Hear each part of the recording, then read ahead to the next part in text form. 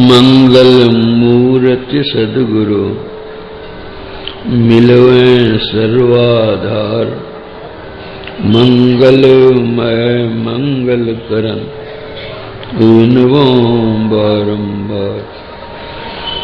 धन्य धन्य सद्गुरु सुखद महिमा कही न जाए, जो कछु कहूँ तुम्हारी कृपा मोते कछु न बसाए। समवेत समादरणीय सज्जन वृंद, आदरणीय माताओं तथा भक्तिमती बहनों,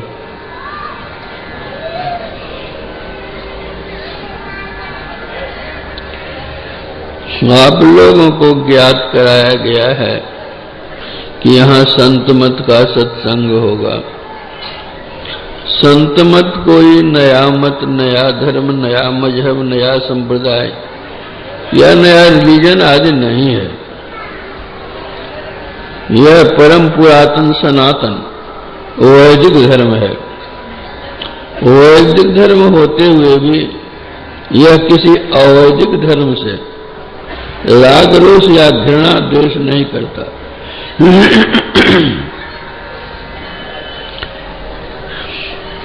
यहाँ जात पात की भी कोई बात नहीं है। जात पात पूछे नहीं कोई, हरि को भजे सो हरि का होई। हिंदू मुस्लिम सिख ईसाई जैन बौद्ध सब भाई भाई। इस संतमत सत्संग के द्वारा ज्ञान योग युक्त ईश्वर की भक्ति का प्रचार होता है। ज्ञान चार प्रकार के होते हैं: श्रवण ज्ञान, मनन ज्ञान, निध्यासन ज्ञान और अनुभव ज्ञान। योग के 8 अंग हैं: यम, नियम, आसन, प्राणायाम, प्रत्याहार, धारणा, ध्यान, समाधि। भक्ति के 9 प्रकार आप लोगों ने गोसाई जी के शब्दों में सुना होगा कि मर्यादा पुरुषोत्तम भगवान श्री राम ने शबरी जी को 9 प्रकार की भक्ति का उपदेश दिया है।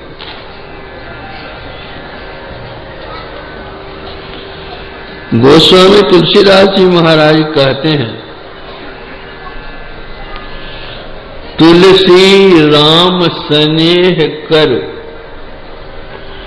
त्याग सकल उपचार, जैसे घटैन अंक 9, 9 के लिखे पहाड़। यह ईश्वर की भक्ति ऐसी है, यह घटने वाली नहीं है।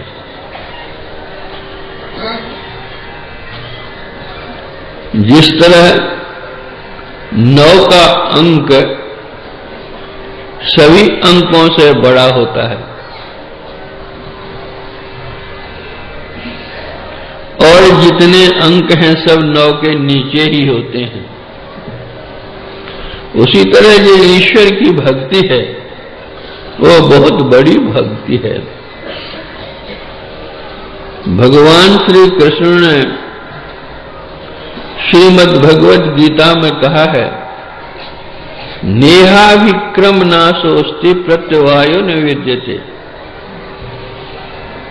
जो इसका थोड़ा सा भी अभ्यास करता है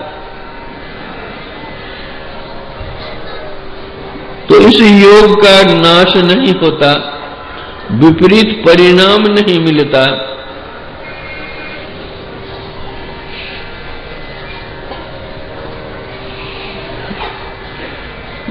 करते करते जो शरीर छोड़ देता है, भक्ति पूरी नहीं हुई है,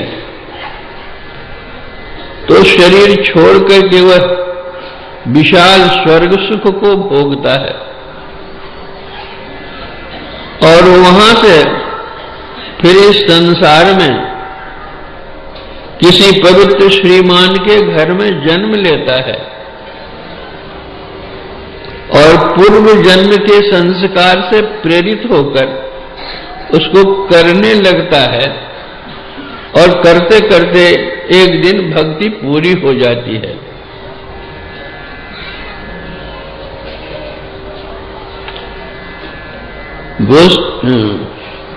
संत कबीर साहब कहते हैं, भक्ति बीज बिन से नहीं, आए पड़े जो चोल, कंचन जो बिष्ठा पड़े घटेनता को मोल।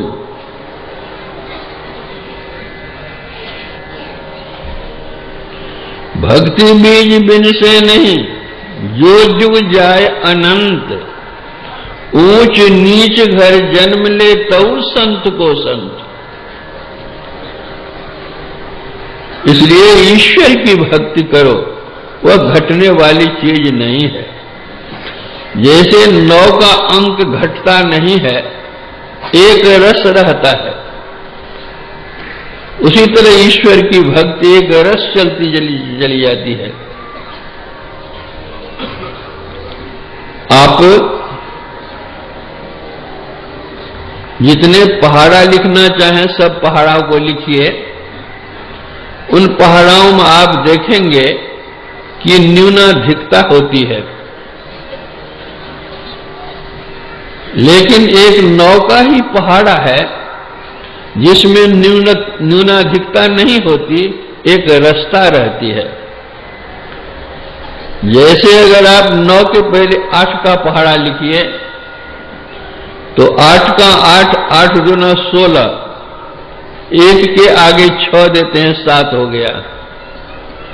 8 तिया 24, 2 और 4 मिलाने से 6 हो जाते हैं। 8 का पहाड़ा लिख रहे थे।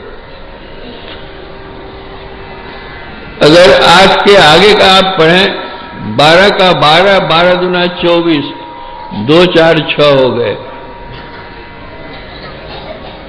12 तिया 36, 3 6 9 हो गए। लेकिन 9 का पहाड़ा ऐसा है, वह घटना जानता ही नहीं है। जैसे 9 का 9 और 9 दूना 18, 1 8 9, 9 तिया 27, 2 7 9, 9 चौके 36, 3 6 9, 9 पचे 45, 4 5 9, 9 छक्के 54, 5 4 9, 9 सते 63, 6 3 9, 9 8 72, 7 2 9, 9 9 81, 8 1 9 और 9 ढाई 90 तो नहीं है।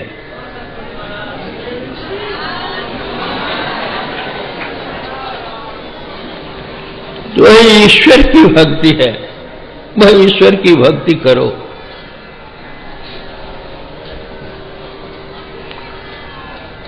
शबरी भीलनी थी, निम्न कुलोद्भव थी, लेकिन भक्ति में इतनी बढ़ी वह कि बढ़ते बढ़ते जहां तक जाना चाहिए वहां तक चली गई। और भगवान श्री राम ने अपने श्री मुंह से कहा, सकल प्रकार भगत दृढ़ तोरे। सब प्रकार की भक्ति तुम्हारी दृढ़ है, कमी नहीं है। उस भक्ति के परिणाम स्वरूप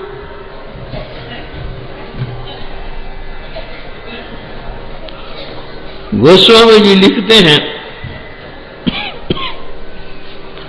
तजी योग पावक देह हरिपद, लीन भई जह नहीं फिरे। साधारणतया सामान्य अग्नि में जलाए जाते हैं लोग, लेकिन शबरी का शरीर साधारण अग्नि में नहीं जलाया गया, योग अग्नि में उनका शरीर जला। तजी योग पावक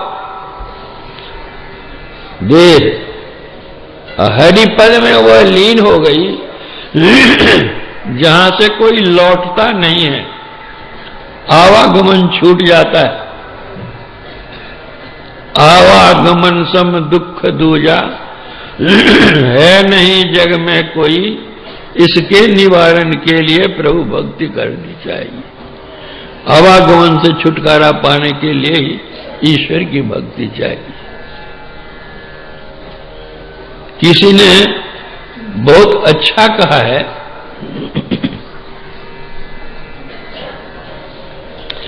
असन के लिए नाना प्रकार के अन्न, मेवा मिष्ठान्न, घृत दुग्धादि से भरा हुआ भंडार हो।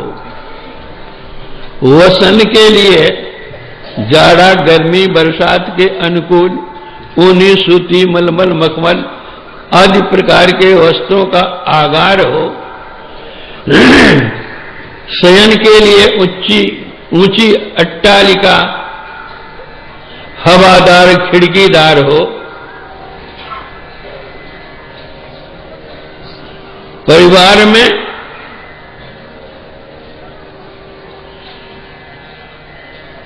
कंकण, किंकिन, नूपुर की मधुर आवाज गुंजार हो। मन बहलाव के लिए सुंदर कार हो। अपने दरबार के सामने रंग बिरंगे फूलों की हजारों हजार कतार हो।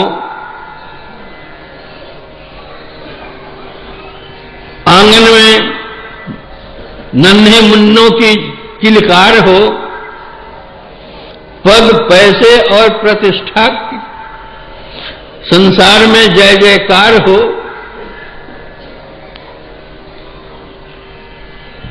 लेकिन यदि अपना भीतर अंधकार हो तो सारा भविष्य हाहाकार हो।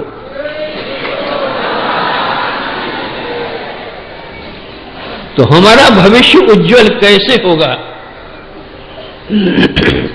हम तो कहेंगे कि हम मरकरी में रहते हैं, बल्ब प्रकाश है, सूर्य का प्रकाश है, चंद्र का प्रकाश है, प्रकाश में तो हम रहते ही हैं। प्रकाश में तो आपका शरीर रहता है, आप कहां प्रकाश में हैं? आप शरीर नहीं हैं, आप शरीर के अंदर रहने वाले हैं। तो शरीर के अंदर देखिए तो आपका अंधकार है कि प्रकाश है?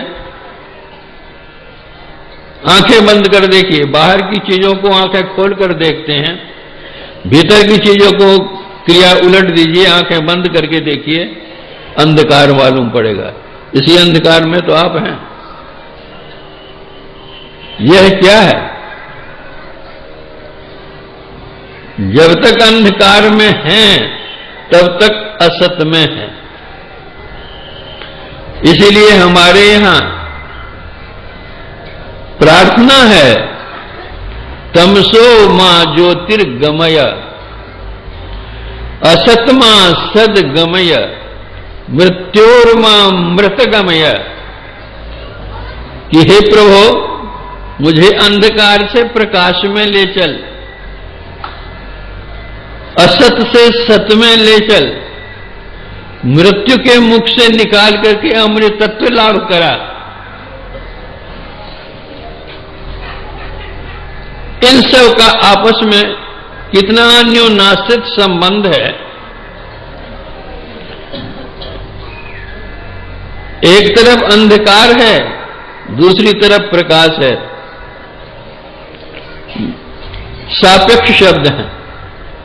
एक तरफ असत है, दूसरी तरफ सत है। एक तरफ मृत्यु है, दूसरी तरफ अमरता है। अब इस तरफ से देखिए, तो जब तक अंधकार है तब तक असत में रहेंगे और मृत्यु के मुख में रहेंगे, और जब हम अंधकार से प्रकाश में जाएंगे तो असत से सत में जाएंगे और मृत्यु के मुंह से निकल करके हम अमृत तत्व लाभ करेंगे। तो यह संत मत वही बतलाता है, अमृत तत्व लाभ करो। यम ने नचिकेता से यही उपदेश दिया था।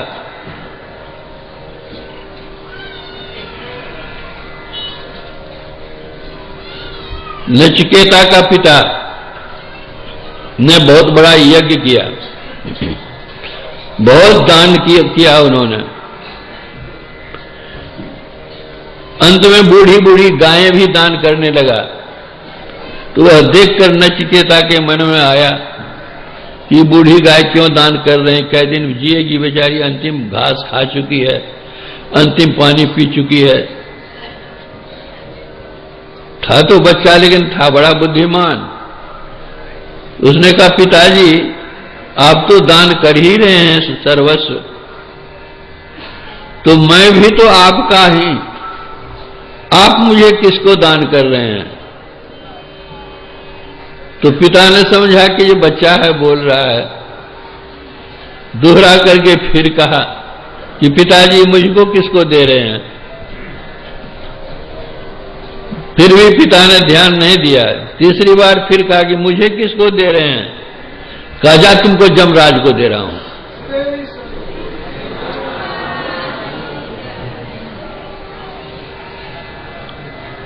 चला गया वो जमराज के यहां। जमराज घर में नहीं था।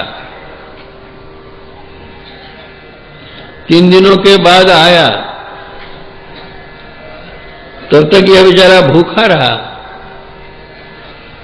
तो यमराज के मन में हुआ कि अतिथि कोई आवे उसका सत्कार नहीं हो, यह बहुत बड़ा पाप है।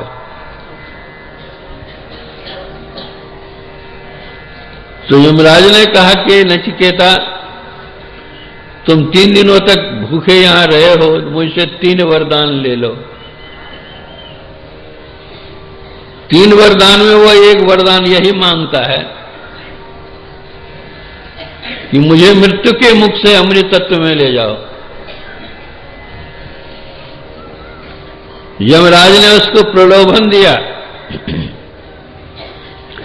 कि तुमको हम बहुत धन देंगे, राज्य देंगे, गाय देंगे, घोड़े देंगे, हाथी देंगे, सोना देंगे, चांदी देंगे, हीरा देंगे, जवाहर देंगे, लेकिन यह आत्म तत्व की जिज्ञासा नहीं करो।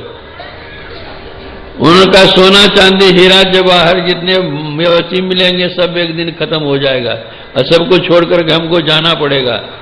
लेकिन हमको जहां जाना पड़े, हमको मृत्यु के मुख में नहीं जाना पड़े, अमृत तत्व लाभ करें, हमको सो उपदेश दीजिए। तो उसी पर उपदेश दिया है, उत्तिष्ठत जाग्रत प्राप्य वरन्निवोदित स्वस्थ धारा निशिता दुरक्त या दुर्गंग पतस्तत् कवियो वदन्ति। उठो जागो और कर्म निरत हो। और यह मार्ग क्या छुरे की धार पर चलने के समान है, इस पर चलो। इसी धार को गुरु नानक देव जी महाराज कहते हैं, खन्नी हो तीखी बाल हो नीकी एतु मार्ग जाना। प्रभु को पाने का जो रास्ता है वह यही है, महीन रास्ता है। वैसे भक्ति शब्द के विविध अर्थ होते हैं। भक्ति शब्द का अर्थ सेवा भी होता है, और सेवा भी विविध प्रकार की सेवाएं होती हैं। मातृ सेवा, पितृ सेवा, गुरु सेवा, परिवार सेवा, समाज सेवा, देश सेवा। कोई भूखा है उसको खिला दीजिए, यह भी सेवा है। कोई प्यासा है उसको पानी पिला दीजिए, यह भी सेवा है। कोई वस्त्रहीन है उसको वस्त्र दे दीजिए, यह भी सेवा है। देश काल पात्र देख करके किसी के अभाव की पूर्ति कीजिए, यह भी सेवा है।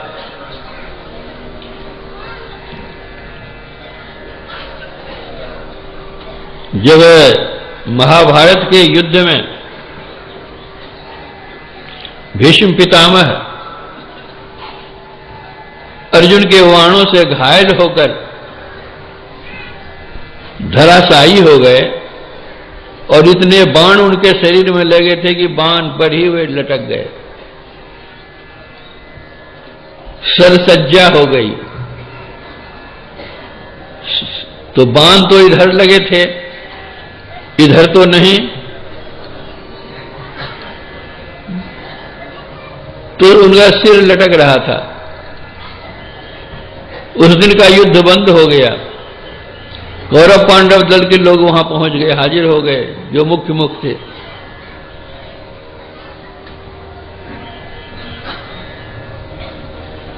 भीष्म पितामह ने कहा दुर्योधन से कि तकिया लाओ।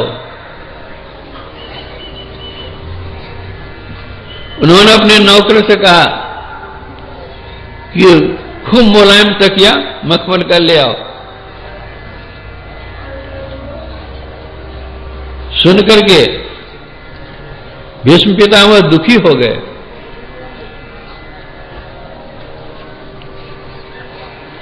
और अर्जुन की ओर देखा, कहा अर्जुन तकिया दो।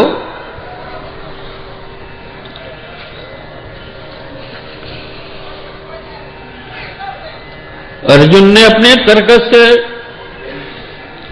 3 बाण निकाले और उनके सिर में दे मारा। सिर जो लटक रहा था वह अटक गया, क्या कहते हैं, वो बाण पर। कहा वाह बेटा,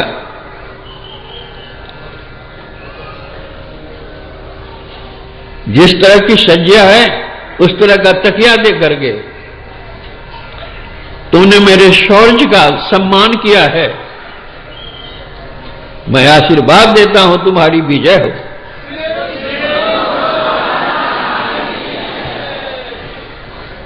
बाण से शरीर विधा हुआ, उस पर फिर बाण मार करके तकिया देते हैं।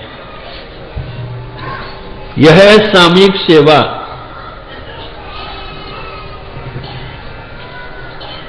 देश काल पात्र देख करके, वहां मखमल का तकिया नहीं चाहिए।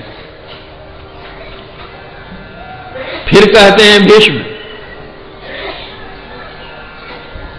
दुर्योधन से कि प्यास लगी है, बहुत खून निकल गया है शरीर से, जल पिलाओ। दुर्योधन ने नौकरों से कहा कि सोने के गिलास में शीतल जल ले आओ। भीष्म को फिर भी निराशा हुई और अर्जुन से कहा बेटा जल पिला। उसने तीर मारा पृथ्वी में, उससे जल फूट निकला और शीतल जल उनके मुंह में जाने लगा। कहा वाह बेटा, शाबाश है, आशीर्वाद है मेरा। तो यह भी सेवा है। लेकिन ईश्वर की सेवा हम कैसे करें? ईश्वर को किस बात की कमी है? उनको जल चाहिए कि तकिया चाहिए कि देह दबा दें हम उनको, कि कुछ रुपया पैसा दे करके क्या चाहिए उनको? ईश्वर तो सबको सब कुछ देने वाले हैं, उनको कौन क्या दे सकता है? तो ईश्वर की सेवा कैसे हम करेंगे? ईश्वर की भक्ति कैसे होगी?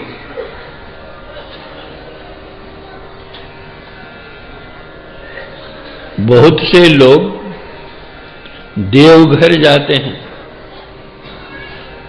कितने लोग तो सवारी से जाते हैं, कितने लोग पैदल जाते हैं, कितने लोग दंड प्रणाम करते हुए जाते हैं।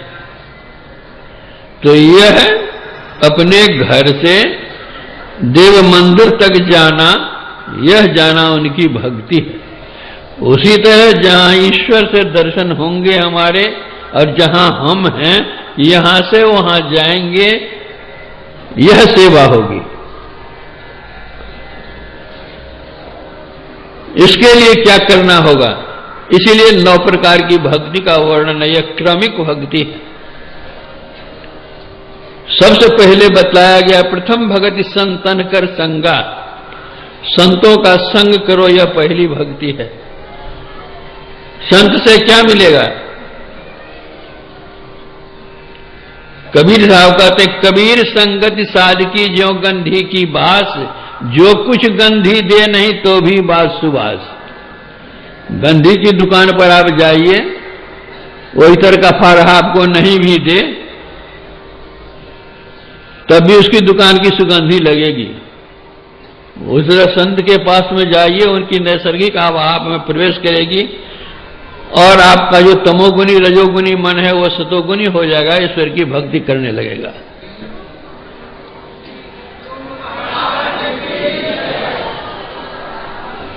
जो ईश्वर की भक्ति करेगा उसका कल्याण होगा, उसको मुक्ति मिलेगी।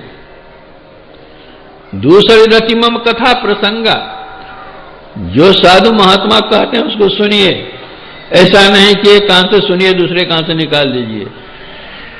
उसको सुनिए, मनन कीजिए, उसको आचरण में लाइए तो कल्याण होगा।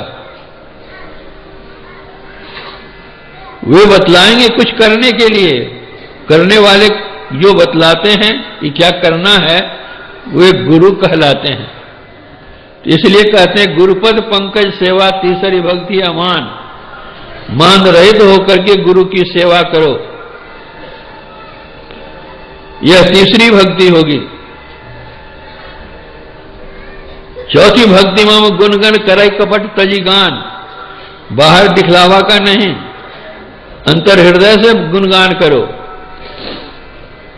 जहां को जम के करले पूजा अहंकार होय मोने मोने, तुम्हें लुकिए तार कर में पूजा जानवे न रे जगत जोने।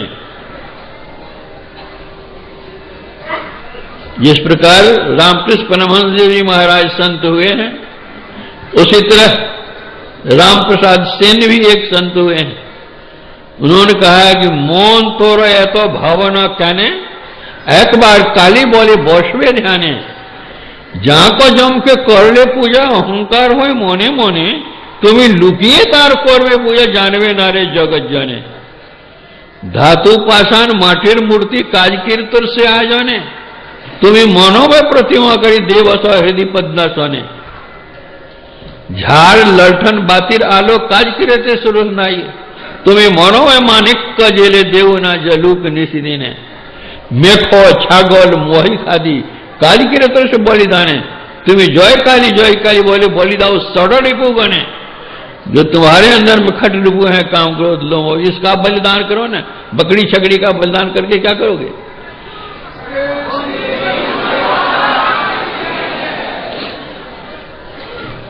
प्रसाद बोले ढाके ढोले काज की रतर से बाजाने, तुम्हें जय काली बोले दाऊ करो ताली मोनो राखो सी चरो ने। तो यह है दूसरे को दिखाने के लिए नहीं कि ये वाला पुजारी है, छिप करके कोई कुछ देखे नहीं। जानिशा सर्वभूतानां तस्यांग जागृति संयमी, जब सब कोई सोते हैं तो वे जग करके ध्यान करते हैं। मंत्र जाप मम दृढ़ विश्वासा पंचम भजन सो वेद प्रकाशा, वे मंत्र जपने के लिए बतलाएंगे। जप में वह मानस जब श्रेष्ठ होता है वे जब बतलाएंगे, वह कीजिए, दृढ़ विश्वास के साथ कीजिए, डामाडोल हृदय से नहीं, डामाडोल मन से नहीं, दृढ़तापूर्वक कीजिए। यह पांचवी भक्ति होगी। छठतम शील विरति बहु कर्मा निरत निरंतर सज्जन धर्मा, जो सज्जनों का धर्म है उस धर्म का पालन करो, अर्थात झूठ नहीं बोलो, चोरी नहीं करो, नशीली किसी चीज का सेवन नहीं करो, हिंसा नहीं करो के सिलसिले में मांस मछली अंडा आदि नहीं करो, शराब का पान नहीं करो, पर स्त्री पर पुरुष गमन नहीं करो।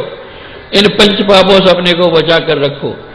एक ईश्वर पर विश्वास करो, अचल विश्वास हो, अटल विश्वास हो। दुख आवे सुख आवे हानि आवे लाभ आवे, लेकिन ईश्वर पर विश्वास रखो। ईसा मसीह को क्रॉस पर लटकाया गया,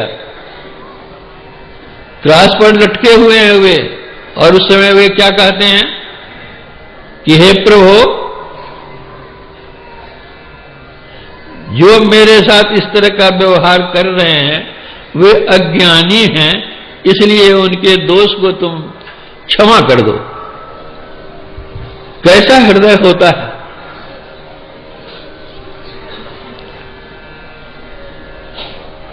सज्जन का धर्म। नरसिंह मेहता महात्मा हुए गुजरात में, उन्होंने कहा, वैष्णव जन तो तेने कहिए जे पीर पराई जाने रे, पर दुखे उपकार करे तो मन अभिमान न आने रे। परोपकारी बनो, परोपकार बचन मन काया, संत सहज स्वभाव खगड़ाया। संतों का स्वभाव है दूसरे का उपकार करना। और दमशील बनो, अर्थात इंद्रिय निग्रह का स्वभाव वाला बनो। इंद्रिय निग्रह का स्वभाव वाला कैसे बनो? इसके लिए गुरु से भेद लो। किसी किताब को पढ़ करके यह भेद नहीं मिलेगा। भेद यह गुप्त पाना किसी ग्रंथ से है असंभव, समझ लो किसी संत से। यह पांचवी भक्ति होगी। छठदम शील विरति बहु कर्मा, निरत निरंतर सज्जन धर्मा। सज्जनों का धर्म, उसका पालन करो, बहुत से कर्मों को छोड़ो। सातम संवहि मैं जग देखा, सातवीं भक्ति है मोहि मैं जग देखा, मते अधिक संत करी लेखा। समता प्राप्त हो, वह समता प्राप्त होती है शम की साधना से, और वह शम की साधना नादानुसंधान है। जब तक कोई नादानुसंधान नहीं करेगा, उस सार शब्द को नहीं पाएगा, समता नहीं आएगी। तो जो छठी और सातवीं भक्ति है वह दृष्टि योग और नादानुसंधान है। मोते अधिक संत करी लेखा। भगवान कहते हैं कि मुझसे बढ़कर के संत को मानो। गोसाई तुलसीदास जी कहते हैं, मेरे मन प्रभु अस्मि श्वासा, राम ते अधिक राम कर दासा। क्यों भाई? तो राम सिंधु घन सज्जन धीरा, चंदन तरु हरि संत समीरा।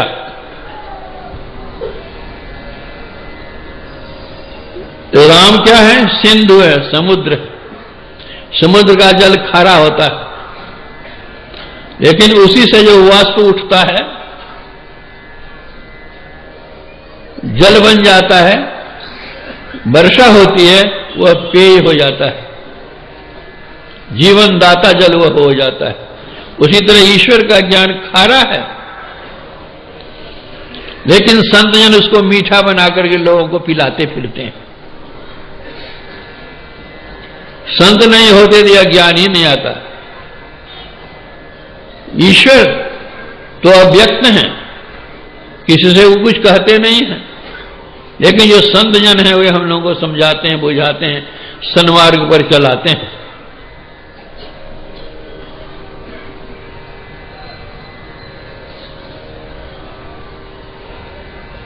समता। तुलसी ममता राम से, समता सब संसार, राग न रोष न दोष दुख, दास भय भव पार। यह सातवीं भक्ति है। आठम यथा लाभ संतोषा। आठवीं भक्ति है जो मिल जाए उसमें संतोष करो। हाय हाय हाय हाय मत करो, कितना भी जमा करोगे सब छोड़ करके जाना होगा। अमेरिका में एक बहुत बड़े धनी थे, उनका खजाना जमीन के नीचे का तह नीचे रहता था। लिफ्ट से जाते और आते थे। चले गए एक दिन खजाने के पास में, एकाएक बिजली गुम हो गई, दम घुट करके वहीं मर गए। क्या हुआ? कुछ ले गए होंगे, ले तो जाना चाहिए, खजाने के पास मरे है ना। अरे जब तन ही साथ नहीं जा सकता है तो धन और परिजन कहां से साथ में जा सकता है?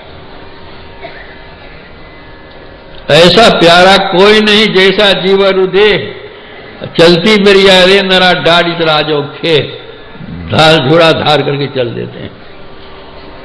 यह आठवीं भक्ति है। यह तो परिणाम स्वरूप यथा लाभ जो मिल जाता है उसमें संतोष हो जाता है। साईं इतना दीजिए जामे कुटुंब समाए, मैं भी भूखा ना रहूं साध न भूखा जाए। आठम जता लाभ संतोषा, सपनों नहीं देखे पर दोषा, दूसरे के दोष को मत देखो। जो देखते हैं फलाने ऐसे हैं, तो मतलब जो कहते हैं ऐसे हैं तो एक उंगली तो बतलाते हैं जिस दोषी को, लेकिन 3 उंगली अपनी ओर दिखलाते हैं। उसका दोष तो एक है, तुम्हारा दोष 3 है। अपने दोषों को देखो, दूसरे के दोष को मत देखो।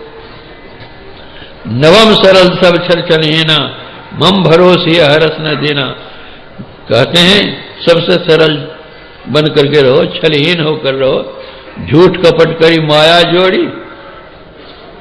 अगर उस तरह करते हो तो पाप का पोट धरे सिर ऊपर, पाप की पटरी सिर पर रहेगा। किस विधि हो हल्की, कैसे हल्की होगी पोटली वह। इसलिए छल कपट से रहित होकर के रहो। सपने में भी दूसरे का दोष मत देखो, दोष अपना देखो क्या है, कमी अपने में देखो क्या है। इस प्रकार 9 प्रकार की भक्ति भगवान राम सबरी से कहते हैं और अंत में कहते हैं, कही कथा सकल बिलो की हरिमुख, हृदय पद पंकज धरे, तज योग पावक देह हरिपद, लीन भई जहां नहीं फिरे। परमात्मा के पद में जाकर लीन हो गई। भगवान कृष्ण गीता में कहते हैं, जो मेरे धाम में आ जाता है, पा लेता है हमको, वो फिर संसार में नहीं आता है। इस संसार में वह आता है जो उस धाम में नहीं पहुंचा है। इसलिए सबरी की सारी भक्ति थी पूरी, वह प्रभु के धाम में पहुंच गई, वह लौट करके नहीं आती। अवश्य ही जो संत पहुंच गए हैं और उनकी इच्छा हो कि हम संसार में जाकर उपदेश करें, शिक्षा दें, लोगों का कल्याण करें, तो भले हुए आ सकते हैं। नहीं तो जो धारा जाकर मिल गई वह मिल गई, फिर लौटने का नहीं है। गंगा की धारा चली जाती है, क्या कहते हैं, समुद्र में निकालिए तो गंगा का जल कौन है, एक हो जाता है। उसी तरह जीव भी मिल करके एक हो जाता है। इस संतमत सत्संग के द्वारा इसी ईश्वर भक्ति का प्रचार होता है। इस ईश्वर की भक्ति को जो कोई करते हैं उनका यह लोक भी बनता है, परलोक भी बनता है। यह लोक कल्याण में होता है, परलोक कल्याण में होता है।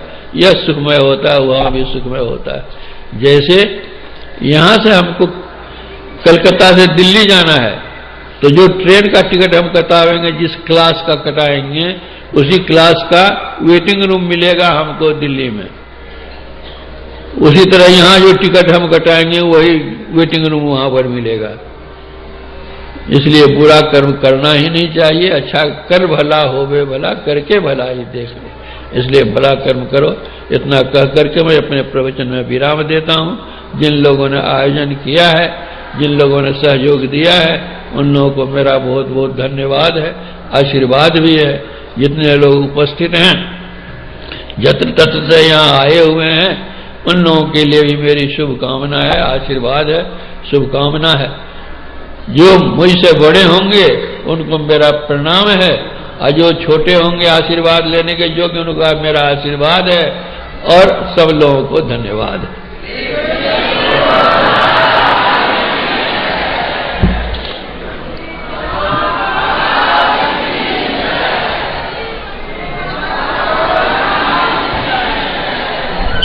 श्री सद्गुरु महाराज की। अभी आप लोग परमाराध्य संत सद्गुरु महर्षि संत सेवी परमानंद जी महाराज से सुन रहे थे। कितनी अच्छी बातें सुन रहे थे। भगवान राम ने कहा है कि संदेश यहां मैं नहीं स्वर्ग का लाया, संदेश यहां मैं नहीं स्वर्ग का लाया, इस भूतल को ही स्वर्ग बनाने आया। वस्तुतः आज यह भूतल स्वर्ग बन गया है। इतना आनंदमय वातावरण है। आप लोगों ने हर तरफ से हमें सहयोग दिया है। अतः मैं अपने महासभा के महामंत्री से श्री करुणेश्वर सिंह जी से निवेदन करता हूं कि वे धन्यवाद ज्ञापन करें। सिंहभूम जिला के लिए एक बार फिर बोल दीजिएगा। नाम किसका नाम बोल दीजिए सबका। एक सूचना है कि सिंहभूम जिला में जो सत्संग होगा उसमें आप लोग जाएंगे। हमारा